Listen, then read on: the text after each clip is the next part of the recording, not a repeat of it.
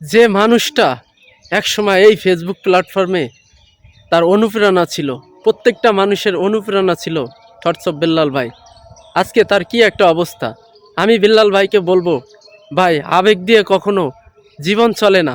আপনি মানুষকে বেশি ভালোবাসছেন, সেই জন্যই আপনাকে মানুষ ক্ষতিটা করেছে। আপনার আইডিটা আজকে এমনভাবে মানুষ, কিছু মুখোশধারী মানুষ আপনাকে এমনভাবে স্ট্রাইক দিয়েছে, এমনভাবে রিপোর্ট করেছে বা হ্যাক করে নিয়ে গেছে আপনার আইডিটা। কেবল মানুষের পাশে সে দাঁড়ানো দিয়েছে, অসহায় মানুষের পাশে দাঁড়িয়ে তাদেরকে একটু সাহায্যর হাত বাড়িয়ে দিয়েছে। এমন সময় কিছু মানুষ, কিছু ভণ্ড, কিছু মুখোশধারী মানুষ তার এই আইডিটার ভিতরে এমনভাবে স্ট্রাইক মেরে দিয়েছে যাতে সে আর ইনকাম করতে না পারে। ভাই একটা কথা মনে রাখবেন, আপনি কারো ক্ষতি করলে উপরে আল্লাহ আছে, সে কিন্তু আপনার তার ডাবল ক্ষতি করবে। আপনি এই মানুষটার ক্ষতি করে কী লাভ পেয়েছেন?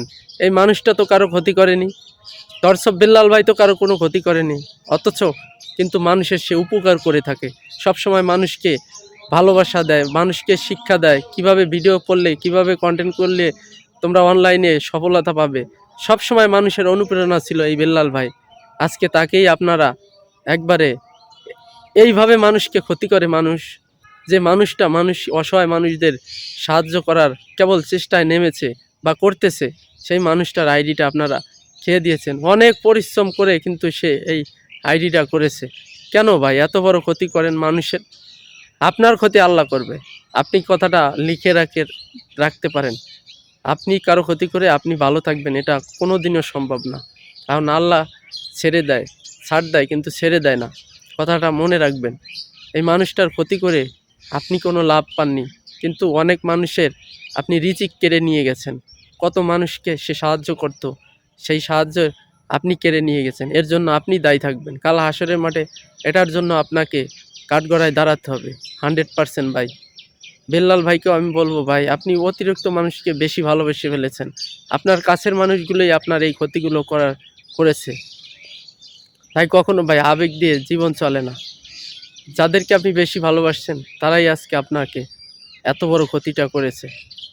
তাই আমরা সবাই অনলাইনে কখনো নিজের এই ইনকামের কথা শেয়ার করব না কারোর মাধ্যমে, কখনোই শেয়ার করব না।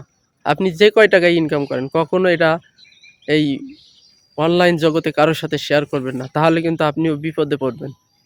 দর্শক বিল্লাল ভাইয়েরও কিছু ভুল আছে। সে যদি এই 3 মাসের আর্নিংয়ের কথা কাউকে না বলতো, তাহলে তার পিছে এত শত্রু লাগতো না।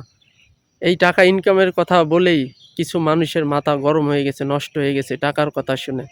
তাই তাকে এত বড় একটা ক্ষতি করেছে।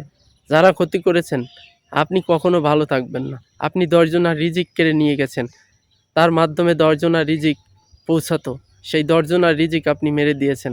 আপনার বিচার একদিন হবে।